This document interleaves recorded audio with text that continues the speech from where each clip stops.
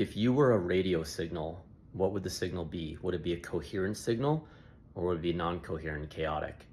Much like a radio station, if you tune in, sometimes when you're in between stations, there can be a lot of static and it can be muffled.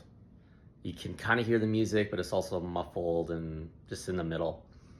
And then when you turn the radio station directly onto the signal, it becomes clear and coherent.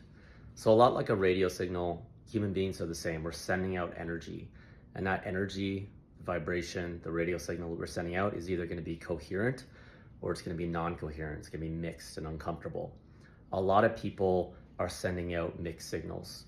So consciously they want things, but inside they feel off, they feel chaotic, they're in resistance to the present moment, and just the vibe that they're sending out is non-coherent. And then because the energy that we send out manifests into our world, the results that we get when we're sending out that non-coherent signal are going to be mixed. So we start to get in a feedback loop where our life is giving us more things to feel uncoherent about, non-coherent, and then the way we feel reflects that, and it just goes around a circle. So what we want to do is we want to start to create a clear, coherent signal. And how do we do that? The first step is to start going inward, start recognizing the way you feel, because the way you feel is the radio signal that you're sending out.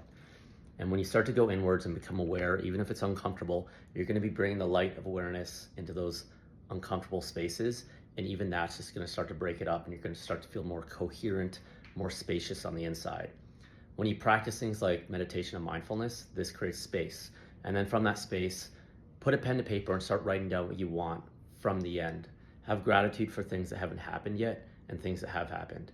And when you start to do this, you're going to be raising your vibration. You're going to be in a higher vibe, a more coherent vibe, and your reality is going to start to reflect that.